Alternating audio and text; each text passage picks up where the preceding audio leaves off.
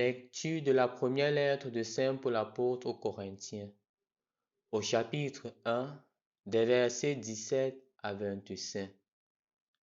Frères, le Christ ne m'a pas envoyé pour baptiser, mais pour annoncer l'Évangile, et cela sans avoir recours au langage de la sagesse humaine, ce qui rendrait vaine la croix du Christ.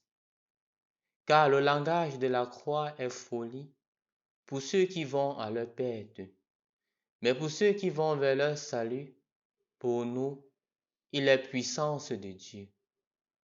L'Écriture dit en effet, « Je mènerai à sa perte la sagesse des sages, et l'intelligence des intelligents, je la rejetterai. » Où est-il le sage? Où est-il le scribe? Où est-il le raisonneur d'ici-bas? La sagesse du monde, Dieu ne l'a-t-il pas rendue folle? Puisque, en effet, par une disposition de la sagesse de Dieu, le monde, avec toute sa sagesse, n'a pas su reconnaître Dieu, il a plu à Dieu de sauver les croyants par cette folie qu'est la proclamation de l'Évangile. Alors que les Juifs réclament des signes miraculeux et que les Grecs recherchent une sagesse, nous proclamons un Messie crucifié, scandale pour les Juifs, folie pour les nations païennes.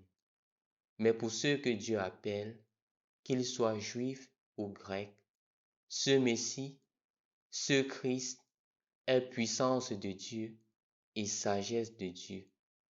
Car ce qui est folie de Dieu est plus sage que les hommes, et ce qui est faiblesse de Dieu est plus fort que les hommes. Au nom du Père et du Fils et du Saint-Esprit. Amen. Loué soit Jésus-Christ. Nous avions terminé, il y a de cela quelques jours, la lettre de Saint Paul aux Thessaloniciens. Aujourd'hui, nous abordons la lettre de Saint Paul aux Corinthiens en son premier chapitre. C'est une communauté qui est très bien connue par Paul parce qu'il a visité cette communauté, il est resté dans cette communauté pendant 1 année et demie. Elle était une zone portuaire, donc il y avait beaucoup d'affluents. On trouvait les Romains, on trouvait les Grecs là-bas, on trouvait aussi les Juifs. C'était une très grande zone portuaire comme je l'ai remarqué tantôt. Et après cela, Paul est allé évangéliser ailleurs. Étant allé, il est au courant des difficultés que la communauté traverse. Et c'est donc pour cela qu'il écrit cette lettre, pour pouvoir remettre les pendules à l'heure, pour pouvoir éclaircir les choses. Par exemple, dans le chapitre que nous venons d'écouter, c'est vrai qu'on commence à partir du verset 10. Mais quand on commence plus haut, on voit la raison pour laquelle Paul est en train d'écrire.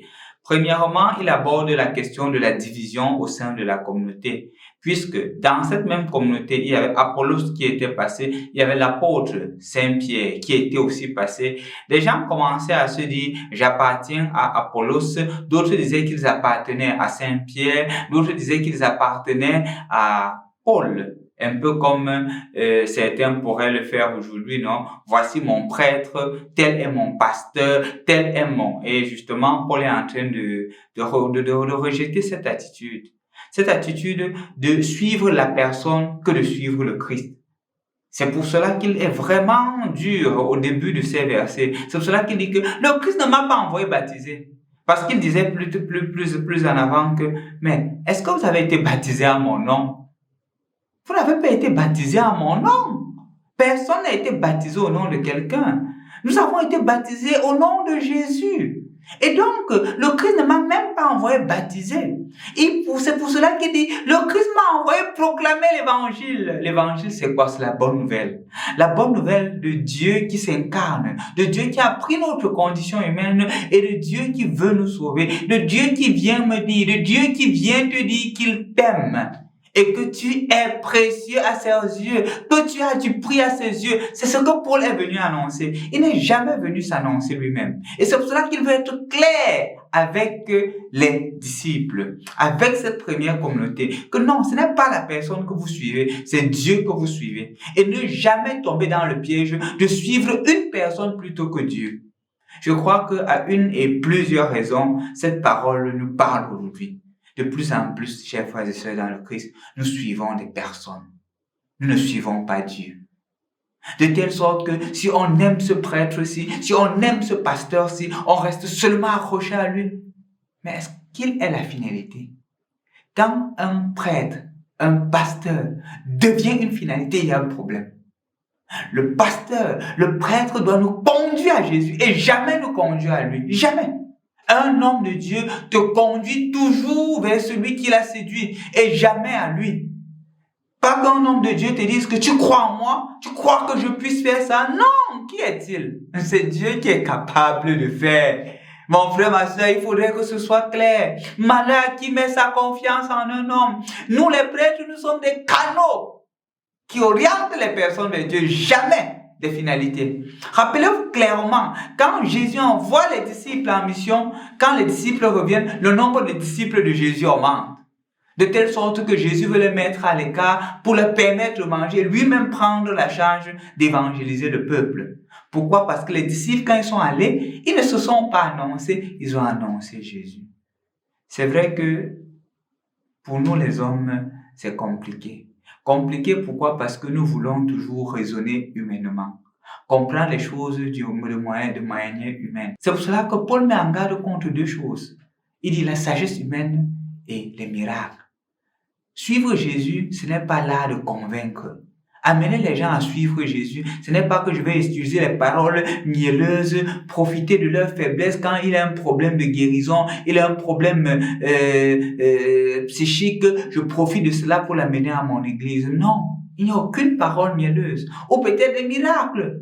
Je crois que Paul, s'il était aujourd'hui dans notre société, il dirait qu'on a besoin de se convertir, Nous sommes des chercheurs de miracles. On suit le prêtre qui fait plus de miracles. Justement, Paul dit qu'il n'est pas venu faire les miracles. Il n'est pas venu convaincre les gens. Il est venu proclamer Jésus qui t'aime. Et là, on n'a pas besoin de miracles pour cela. On a besoin de sentir Dieu qui nous aime.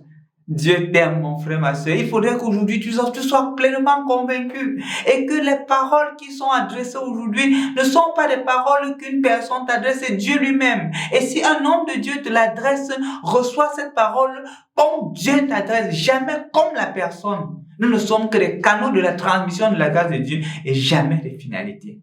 Et ainsi, mon frère, ma soeur, tu verras que ta vie sera plus épanouie parce que tu ne passeras pas ton temps à demander les miettes. Tu goûteras la source du salut que Dieu t'offre aujourd'hui. Au nom du Père et du Fils et du Saint-Esprit. Amen.